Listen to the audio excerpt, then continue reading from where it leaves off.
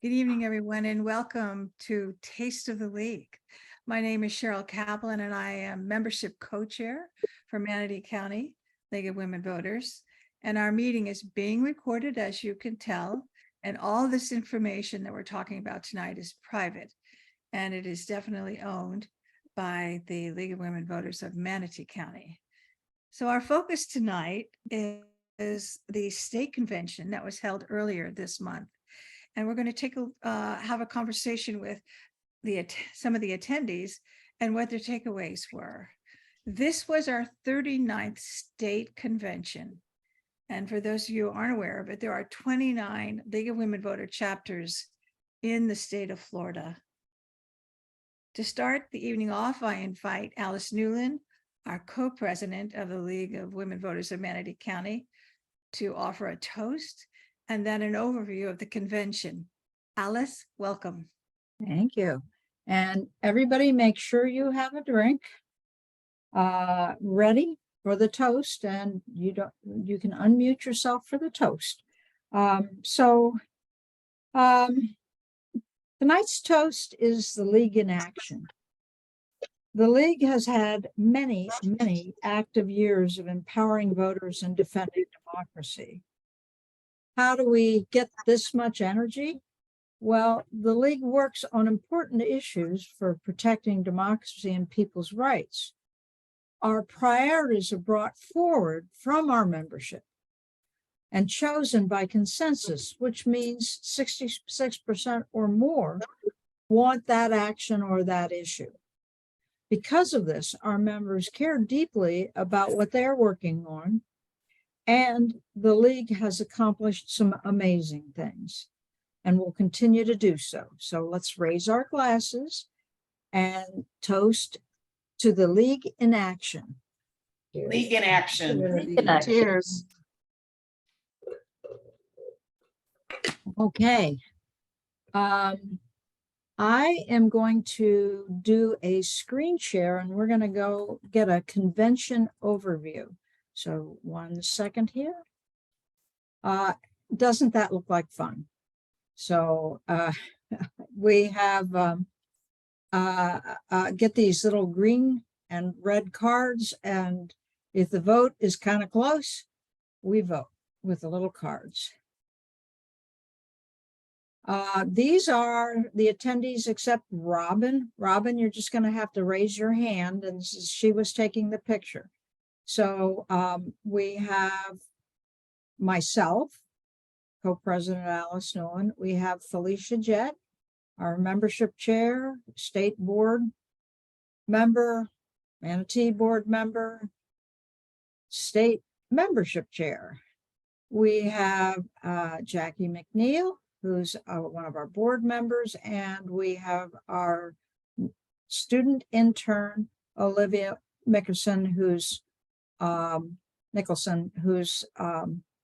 student at New College, and she will be with us until, well, I hope forever, but at least until August. So the convention itself has really two major pieces. One of them is the plenary session, which handles the nuts and bolts, the planning for the next 2 years. And then we have caucuses, which are basically workshops, and they are to inform and to motivate us. And as I said in the beginning, that these issues are bottom driven up. So you get asked before the convention, anything. An individual can bring stuff up, or a chapter can bring things up. And the better you have it defined, the more chance you have of getting it passed. So we did have at least one I can remember that people went, that's just not defined enough. Noble cause, just not defined enough. So both in the issues and the programs that we work on, which means the money, the manpower, the volunteers, everything is stuff that's voted on by 66% of the members. Now, these are the caucuses. So you can see reproductive, gun safety, national popular vote, looking over the bylaws, the changes in detail. So you can look through here and say, which of these would you got to pick one, and each of these time frames, which would you be picking in each time frame? Sometimes you want to be in all three, and sometimes there's not one of them that you're really, really excited about, but you do have to pick one.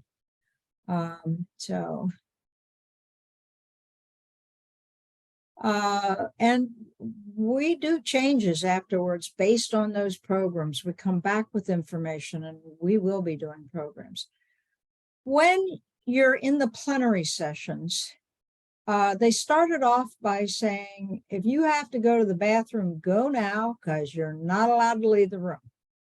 So all these people are holding it in. And then during the program,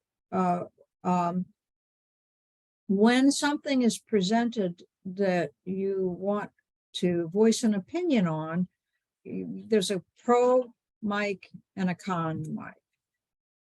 So that, and it's time limited. You got 1 minute, only 5 comments can be made. So you better get up there quick if you want to go. And at the front, we have the people that basically are doing the, we have our Robert's Rules of Orders guy. We have the different people that are part of running the program. So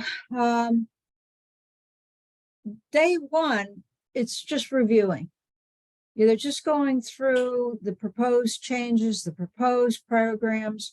They announce the ones that people have brought up at the program that before. They have recommended, they have non-recommended, they go through, they explain it. So it's just informational on day one.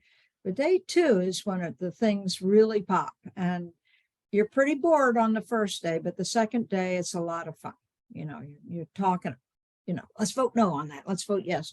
Oh, geez, no way. We don't have enough time for that. So, so there's the voting sequence goes through where they first vote on the non-recommended programs, and that starts off with a lot of fireworks, because you're gonna, the people are very passionate about what they would like to have, but the state said, nah, we're not going to recommend that one for particular reasons. And then the recommended programs. Then you pass the bylaws, and when you pass the changes in the bylaws, you're not just passing the changes, you're passing everything again. So you have to go through even if there's no change, you have to pass it to go through. You pass the budget, and bless the treasurer, he decided we really didn't need to discuss it, just pass it. So that was great. And then the Florida Educational Fund, as most of you know, we've got we and the Florida State League are 501c4, which means we lobby, we are politically active, but your contributions are not tax deductible. But there is a League of Women Voters of Florida Educational Fund, and that's a separate entity. It's a 501c3, and that budget needs to be passed. Now we're passing these for 2 years, because this is the state convention is only every other year, and in the intermediate year, it's a national convention. And then we elect the 23 to 25 board. And once this is done, you'd think that we would walk out and just time to head for the car, but no. They let anybody on the floor come up and give directions to the board. So, Felicia, I think you gave one. What did you tell the board? Felicia there? Yes, I am here, Alice. I didn't tell the board anything. Oh, you didn't? I thought. No. Um, I listened to all of what they told us, the delegates told Okay, us. can you remember one of the directions? It's like, it's all over the place. Yeah, like it I- can be anything. It can be anything from the one I specifically worked on was there was a recommendation, and I'll talk about it a little bit later when I speak, that we received a grant, and there was a recommendation on how to use the grant. So things like that. It could be monetary, it could be anything. Yeah, doesn't mean the board's gonna listen, but you can direct them. So, but it does bring it up there in front of everybody. A couple of interesting changes that happened during there is that the league is now gone, the League of Florida has now gone to co-presidents. So, and the reason for that is there's just too much happening for one person. And Cecile is so caught up in these lawsuits and everything else. Well, fortunately, our new co-president seems like such a nice person, and she's an attorney as well. So that we've got, and she is determined to visit every league. So we got to think about that one for planning our future events. They take nominations from the floor for board positions, and you would think that nobody ever does that. Certainly I haven't seen it at Manatee, but we had one. And it was really interesting to see, and she wasn't able to make it. She's got smaller children. To see the dynamic of the nominating committee saying, when it was brought up on the first day and said, I do a nomination. The nominating committee, when it was brought up the second day, the nominating committee, one of the members got up and was on the con mic saying, we haven't had a chance to vet this person. And first, the person who proposed him gets to speak, and she listed off the qualifications this person had. And it was pretty substantial, and definitely, I'm sure she's a much younger person too, because otherwise she wouldn't have small children at home. And it passed. It passed. So it was an interesting dynamic. So there's the newly sworn in. They got a judge. There's our Felicia and Jill from Sarasota. That's the state education chair. This is the co-president, and I should have Felicia, help me here on her name. Oh, you're muted. Debbie Chandler is the Debbie co-president. Chandler. Okay. So we look forward to a visit from her. We had a surprise visitor, Maxwell Alejandro Frost, and I thought maybe that, Mick Jagger had walked in or something. I don't know. I mean, the place just went nuts. Well, he is from the Orlando. He is the first Gen Z representative. When he was elected, he was just 25. He's just 26 now. He's Afro-Cuban American. He takes very progressive positions. And go to YouTube and watch him talk in his, when he's taking a position on the floor at Congress. He's extremely bright, and he's very, very articulate. So he stopped by. So that's an overview. Do we have any questions?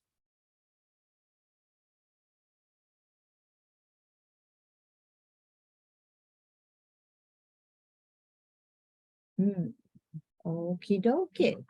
Well, with that, no questions.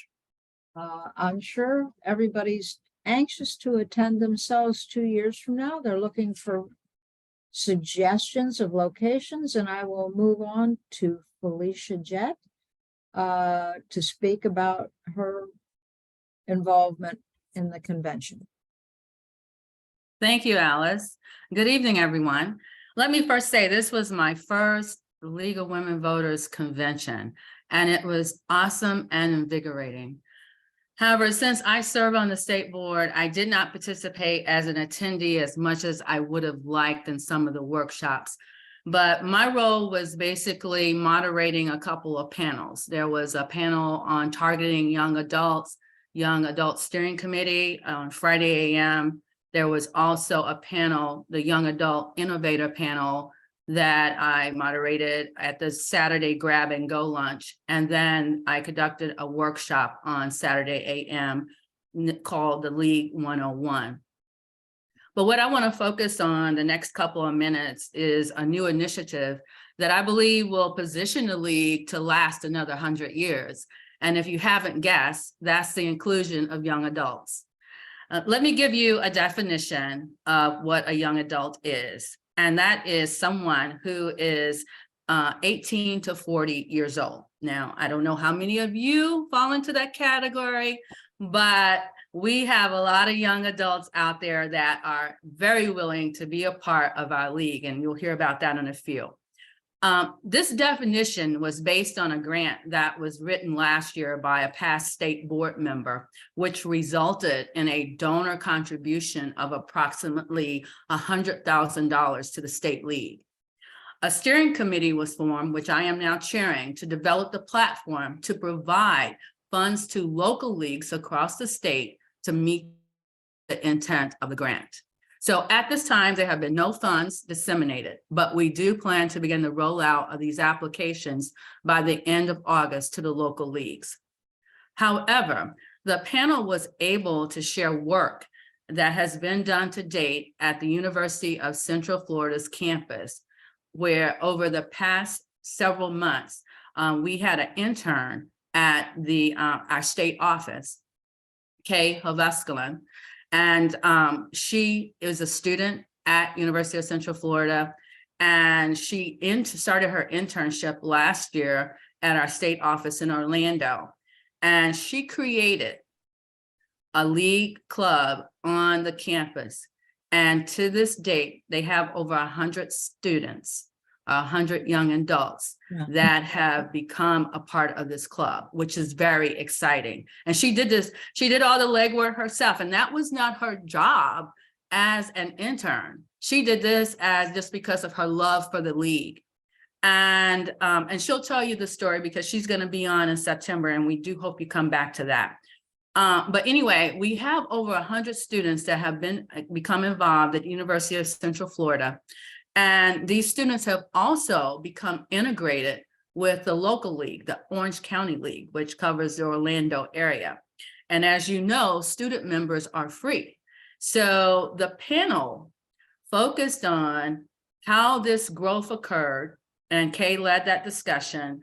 And then we had someone from the local league talk about how the local league managed incorporating this type of growth and what the relationship is between the local league and the league club.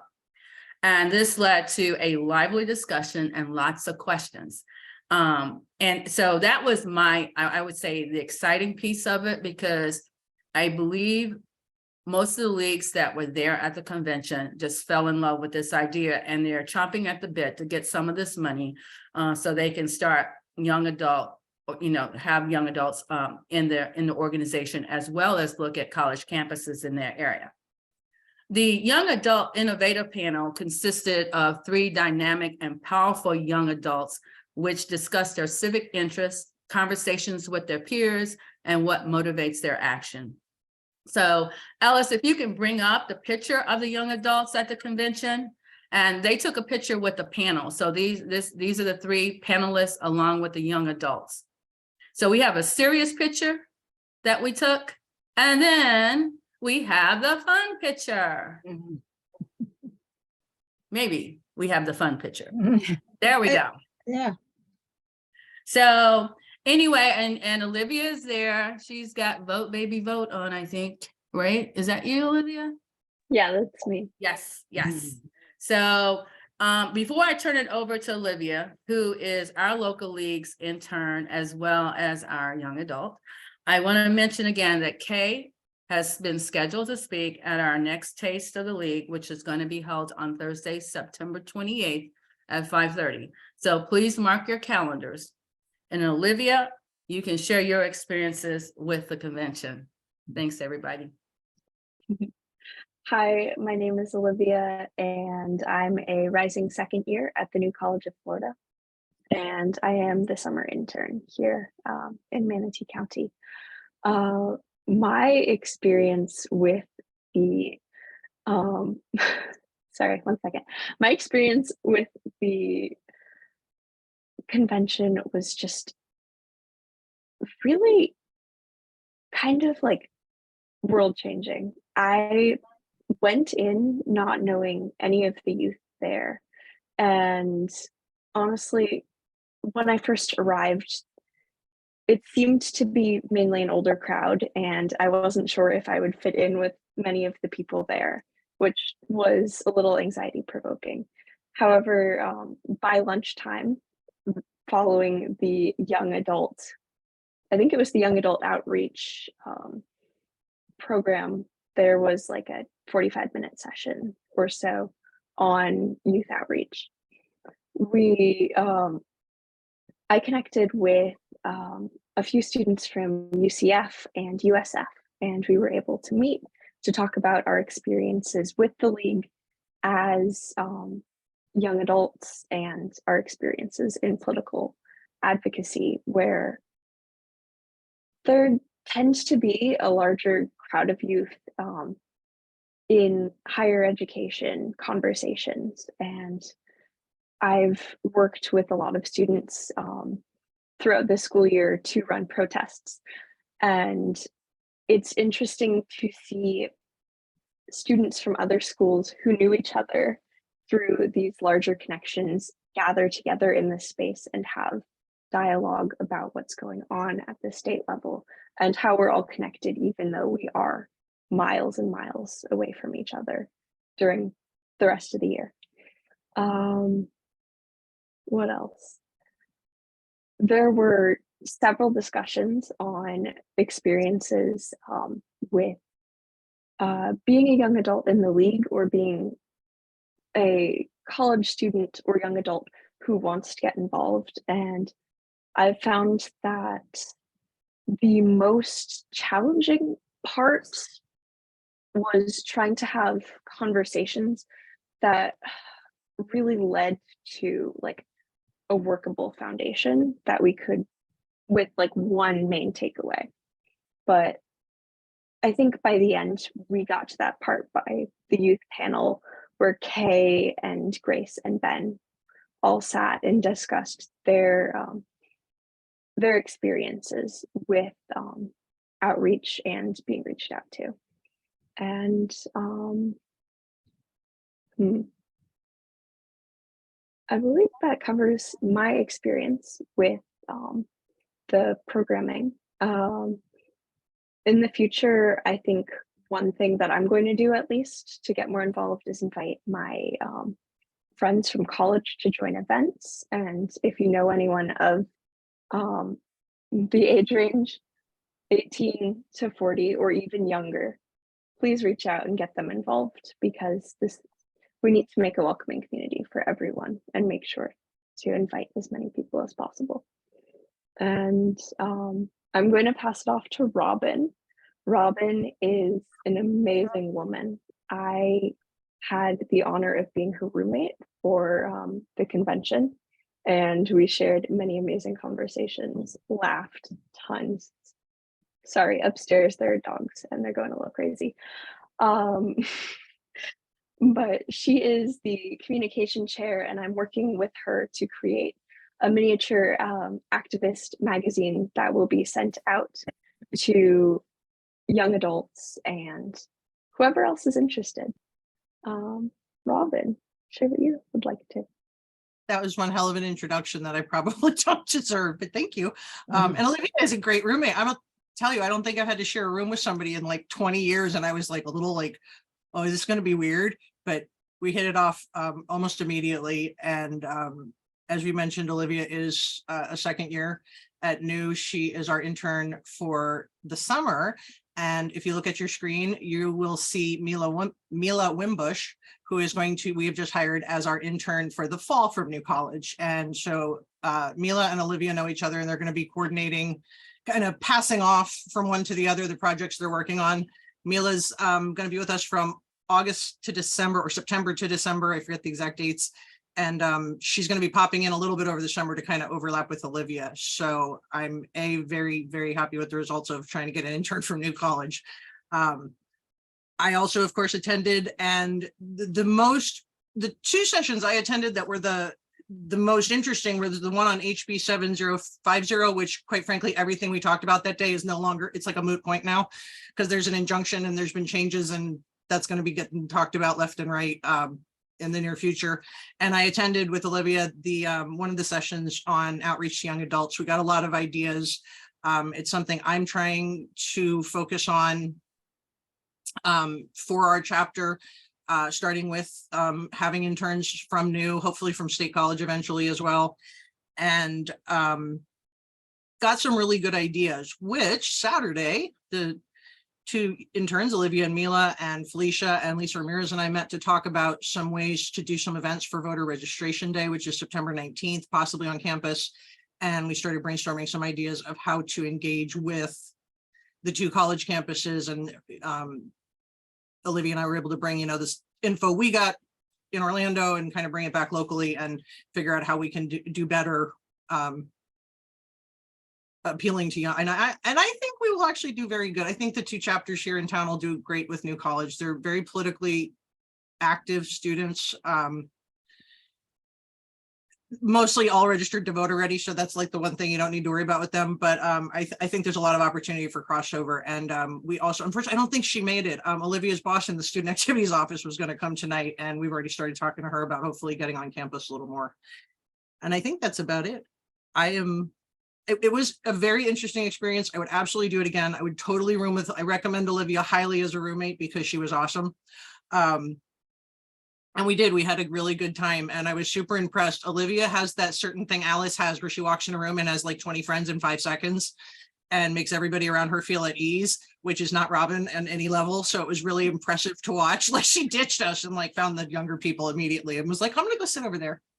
Probably the coolest thing for me, especially for those of you who don't know me, I graduated from New College much older than most people who graduate from New College in 2022. The current events on campus are, very near and dear to my heart. I know Mila and Olivia are actively involved in what's going on too. And when all of this first started, and I can't publicly have an opinion because I actually am employed by the college in a very casual role, but I have to be very careful because we're not allowed to have opinions.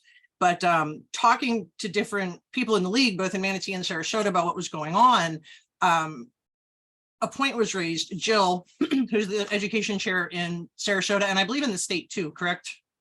Alice or Yes. Felicia, if I'm wrong. Yeah. She pointed out that our platform is on education is only K through 12. And she said, I don't know what the league can do to help New College because it's only K through 12. Well, part of what happens at the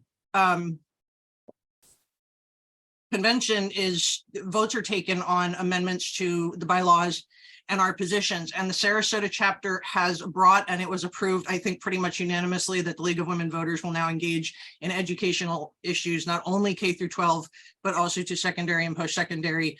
And I think that started with Jill and Sean in Sarasota. And so I actually stood up and thanked them for that, because it had never occurred to me that that was possible, but they did know that it was possible and got it done and got it approved. And I do know the league is very supportive of New College. Olivia and I got a round of applause just for being Novos. Like, we didn't have to do anything. We're just the fact that we were Novos.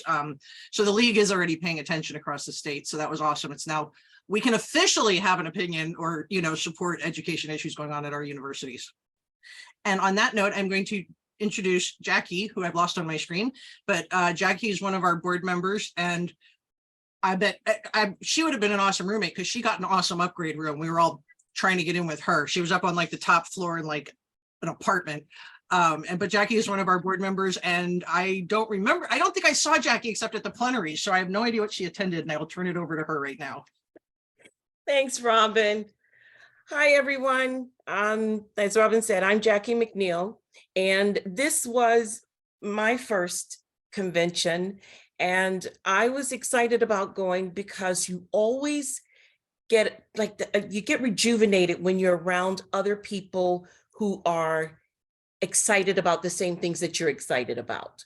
And that was the energy that was at the convention. It was just an air of energy. It was really cool. So I am an educator, so I have notes. So I don't believe that I should attend any type of convention or any type of conference and not come back and share that information with you. So I attended several sessions, but there were two that really stuck out with me. So I want to tell you about those and and hope that you learn a little bit from what I was able to find out. So one of the sessions that I attended was the Returning Citizens session. And for those of you who don't know, or may have forgotten, in 2018, Florida voters approved an amendment to the Florida Constitution that automatically restored the voting rights of felons, except for murderers and felony sex offenders. The following June, the legislature passed a law requiring persons with felony convictions, also referred to as returning citizens, to pay all financial obligations, including fines, fees, costs, and restitution before registering to vote. So despite legal appeals, this requirement remains in place, and it has proven difficult for many of the returning citizens. The law does allow returning citizens to petition courts to modify their sentence, but the path to achieve this is not clear, even for attorneys. The process for returning citizens to confirm voting status, find and understand all records, or get a sentence modified is challenging at best. And that's where the League comes in. So the League is working with returning citizens, and on the webpage, in fact, LWVFL.org/returning citizens, you can go on, a returning citizen can go online and check their status. Check to see if they're eligible to vote, and they can get assistance if they aren't eligible. And if they need assistance, then they can get it from lawyers who are working with this group pro bono.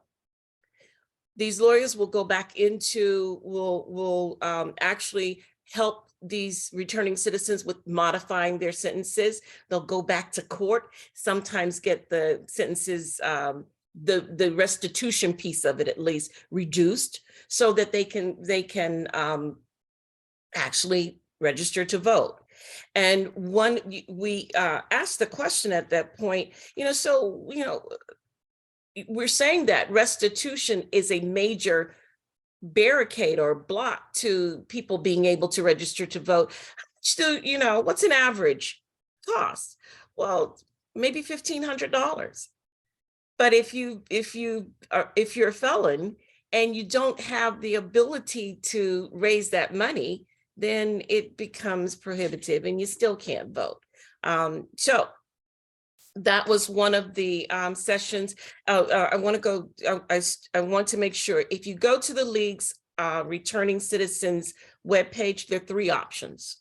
One is, are you a returning citizen? You click on that, you look at the criteria, and it'll take you to another page where you can put in your name, and it'll tell you if you're eligible. There's also an option for, are you a lawyer or a legal volunteer? So if you want to help with this, click on this button, and we will certainly be happy to have you work with us. Or if you don't fit either of those categories, but you still want to help out, if you're a League of Women Voters member, or someone who's just excited to do part of this, thank you, Alice, then you can also join and help out. There are certain things that only members can do because of requirements, but volunteers are also welcome. The league also does training. Alice, if you'll scroll back up for just a minute. The lawyer?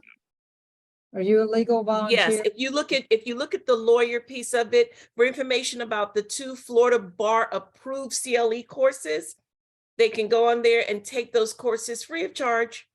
Cecile actually does the first one. They can do those to assist them with helping returning citizens. So I was really excited to hear about this because we have seen instances where returning citizens have run into issues trying to vote. And this is a wonderful resource that the league that we are a part of is helping out with. So returning citizens is a really good one. And then the other session that I really thought was I could share with you is National Popular Vote. So I don't know if how many of you are familiar with National Popular Vote. I wasn't before I went to the session, and I left the session like, wow, why haven't we been doing this for the longest? What's going on here? So in order for you to understand National Popular Vote, I'm going to give you just a little brief history on the Electoral College. Okay, so the Electoral College process, not a place. All right. Was provided for in our Constitution. The whole process was not laid out in the Constitution, and it was, and you will never see the words Electoral College in the Constitution. That was something that was put in the 1800s, that they actually gave it a name. But that is how our president, only our president and our vice president are elected. We are the only presidential republic that provides an indirect election to choose its chief executive. I think that's really interesting. So every other places do popular vote. We do it a little bit differently. So the Electoral College is 538 members. Every state has 2 members based on the Senate. And then the number of House of Representatives that they have, House of Representative members, that's part of their electoral vote. There's 100 for the Senate, 435 for the House of Representatives, and 3 for the District of Columbia. So that's how our that electoral process is in place. And what happens is when a state has their election, then the Electoral College, what the states have done, because they have the rights to determine how their electorals are used, the state says, okay, so we're going to use these, put all of our Electoral College votes towards the popular vote in our state. And that's how we have these swing states. We have we have all of this stuff that talks about swing states. It is not a true majority process. What the National Popular Vote Initiative is, and they have states that have signed on to it, is that if the let's use Florida, for example. If Florida was part of the National Popular Vote Interstate Compact, and compact is the word you want to remember. And by the way, Florida's not at this point. But if Florida was a part of this, and in the national election, no matter how Florida voted, Florida would agree that the electoral votes would go towards the ticket that won the national popular vote. And so you say, well, I don't think Florida's going to join anything like that. And you might be right. But if enough states do join it, then Florida and other states who decide not to join it would not be an issue.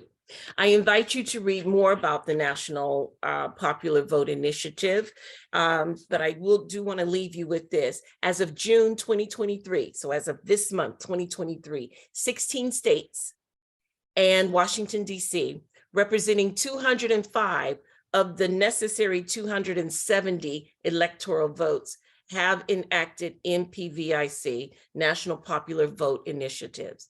So there's hope.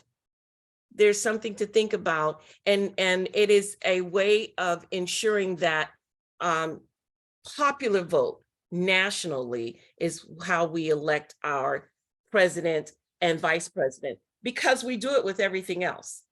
Those are the only two jobs that we do not elect as on a national level. So I hope you learned a little bit with that.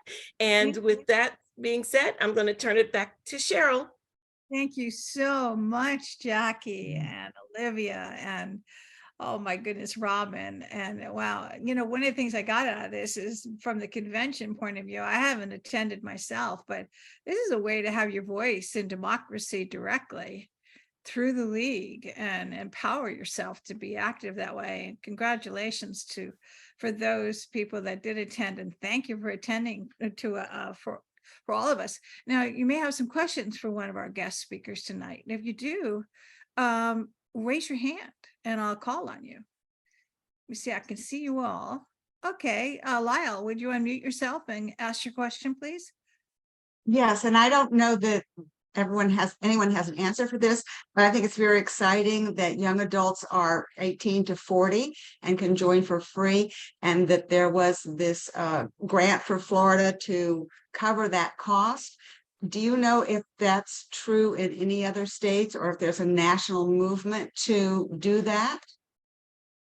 Students are free. Just to clarify, the definition of young adult is for the grants and outreach programs.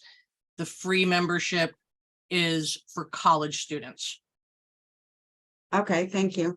But no, I don't know the answer to your actual question, but just so everybody knows, so that they're not going out and telling all their 39-year-old friends to get free, you know. Right. It is Exactly. it is a very broad demographic, but there is some overlap that we're talking about, those of us who are working on it. Okay, thank you. Alice, Yeah, did you have? I don't, Felicia would be the only one that might possibly know. And I think she had something else she had to get on to. So as far as another state, I don't know what other states do. Felicia was the person actually who, within our state, it was an incredible hodgepodge of different ways of treating a student member. Some would charge them $30, some, you know, like half price or stuff like that. And she was the one that really worked on trying to standardize that. And funny story, when they were doing the bylaws change, and Robin is very retiring, does not like to speak in public, and they put up there 50%. And Robin looks at me and goes, I thought they said they were going to make it free. And I said, well, I think you need to say something. So she goes up to the front. We both misunderstood it. And she gets up there and says, speaking for students, we can barely get enough to eat, you know, kind of thing. And then somebody on the podium goes, no, you misunderstand it. This makes students free.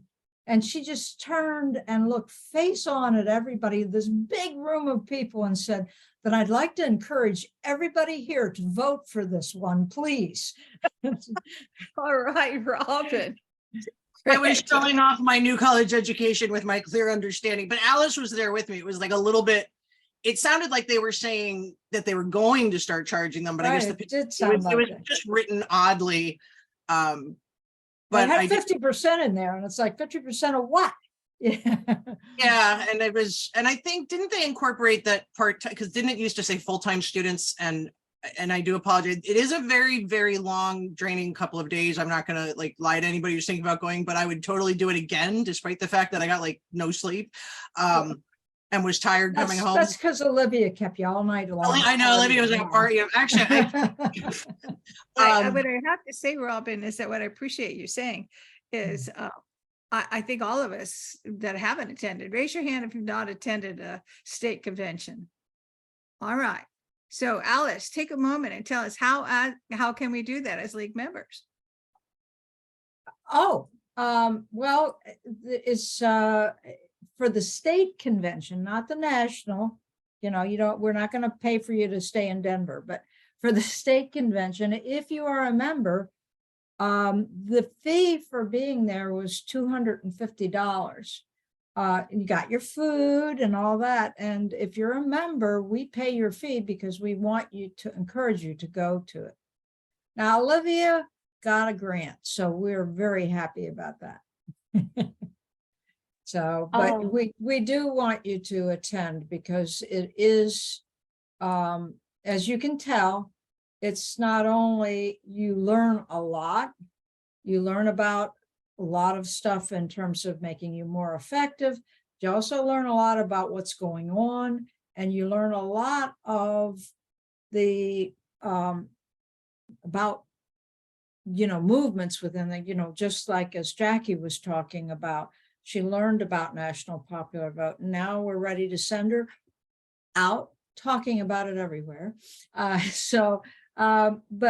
you learn about a number of different programs, but we also brought other stuff that we're going to help to make our league more effective. So we want to encourage people to go to it. At this point, we have about 12 minutes left for the seat. Well, actually less than that. So what I thought we would do, Judy Cryling just brought up an interesting comment in chat. Judy, I'm going to read it if you don't mind. I was on Zoom session with the Brennan Justice Center last week, and the point was made that in the last 20 years, we have had 12 years where the president did not win the popular vote. Yeah. No, there's, I have done a lot of presentations on this, and we have within our Manatee County now, one of the co-founders of National Popular Vote, which spun off from the league, and she's anxious to get out there and tell more people about it. So anybody who wants a presentation, we've got lots of information. It makes no sense not to do it.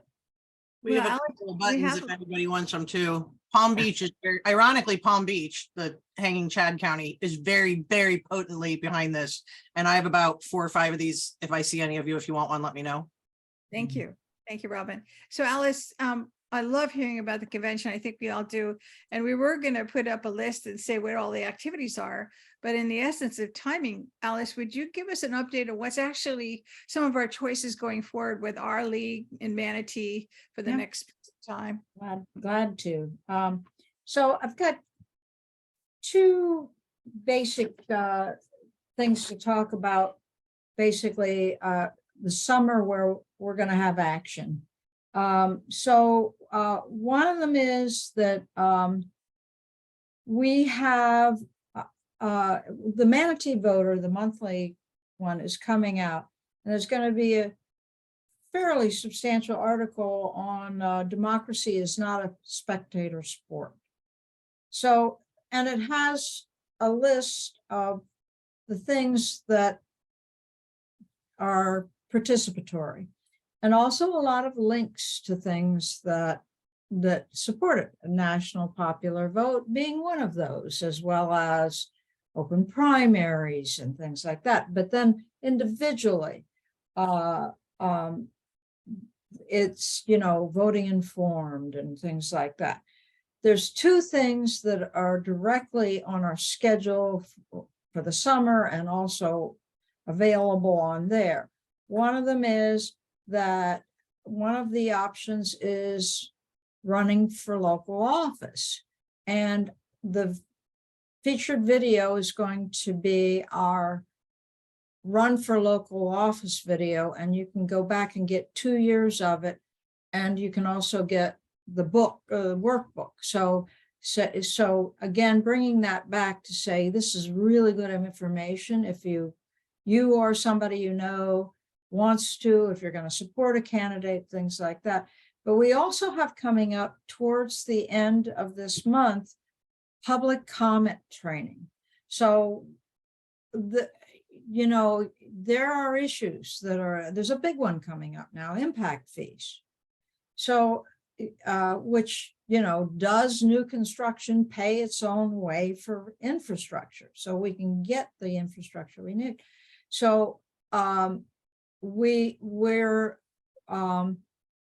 or you may want to comment on whether or not they do a particular type of shelter for the bishop shelter for the dogs and cats, something that motivates you, but you're a little bit afraid or it's a little intimidating. This training will take you through that. And that's going to be towards the end of this month. And part of the reason it seems like, why would we do that in the middle of the summer? Well, the county commission is sort of July, they're on break. They gone through the budget, and then they're going to start again in August. So we figure at the end of July. So those two pieces are going to be there of ways to get involved, ways to participate in the government. We have two really important things that the league would like to see to get on the ballot for 2024, which is tough. One of them is the right to clean and healthy water, and the other one is the right to keep government out of your medical decisions, which is take the right to abortion back to where it was a year ago, 2 years ago. Can I tag team off of that and make sure everybody's seen these? Yeah. We have them. Oh, yeah.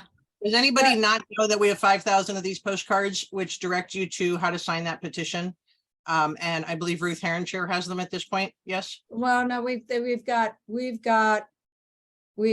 actually, we have two people going to into the belly of the beast, going to Lakewood Ranch on Sunday.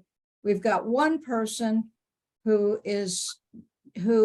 will do noon to 2 Saturday at the market in downtown Braden. And we need one more that's willing to go out there, and we'll walk you through the supplies, the things.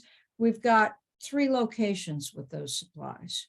So we've got one, and Ruth, and one in Lakewood Ranch with Patty Grady. So Okay. we've got, and these are just, this all came out of me talking to people and then not being able to, you tell them the website and they don't remember it. And then, so these are like small enough to carry in your purse, but big enough to leave out places if you have a, sympathetic business, so if you haven't seen these, and it just directs them to our website and explains very briefly what's going on. it's a very good recruiting tool too. And the reason I had this is, I forgot to mention this, we took these to states and handed them out to all of the other chapters, and have been sharing. I made these. Yeah, with a little yellow thing on it so they could contact Robin and get the graphics. And I'm getting a handful of them, and I'm just sending them the files so they can either print them as is, which directs them to our website for the petition in Manatee, or they can take, so if you guys know anybody, whether it's a league or not, who would want to print these with their own information, all they have to do is email me and I will send them the files that can be edited to their needs.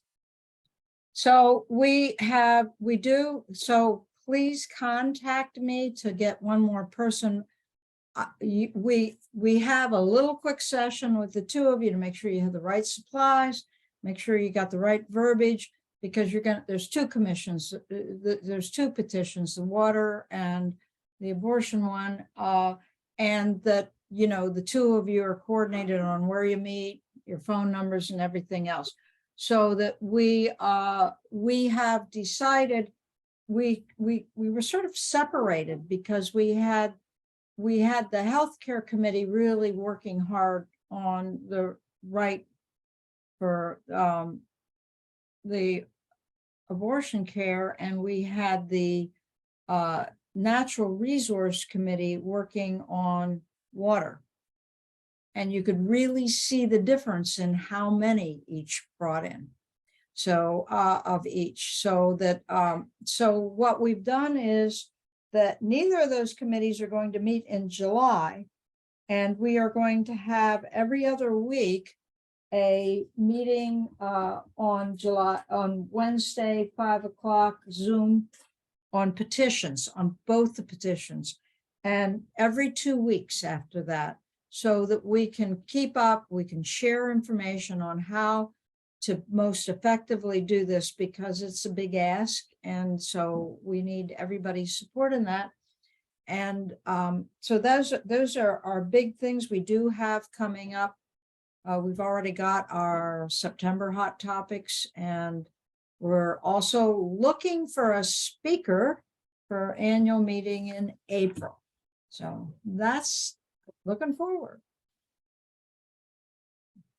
Any particular topic on the annual meeting? We like them to be, these ones, we don't like them to be the sky is falling. We've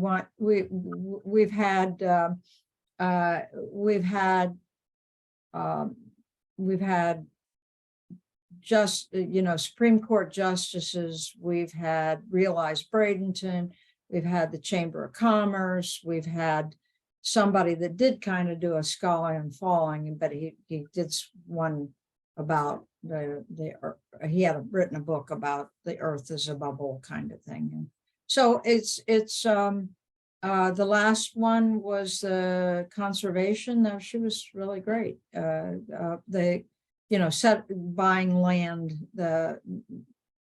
so anyway, those types of speakers, we're really looking for that type of speaker that's sort of somewhat inspirational. So Alice Lynn just wrote in the chat, perhaps the new superintendent for annual meeting. That could be a good one. I thank you all. We're Mm. coming to the close of the evening. It's been a wonderful evening. I've just learned so much and appreciated all your participation, especially our speakers and Alice, of course, and all of you. But just a reminder that if you haven't checked out checked our website lately, please do. There's always fabulous things in there for us to participate in. Also, I want to remind you that, as Felicia spoke earlier, we are going to have the next taste, which is September 28th from 5:30 to 6:30 with focus on young adults. I look forward to seeing you then, and everybody have a great evening. Thank you so very much. Bye-bye for now. Thank you. Bye-bye. Thank you. Ruth and Alice, is one of you a host so we don't get tossed? I'm not a host, but I assume Alice is. She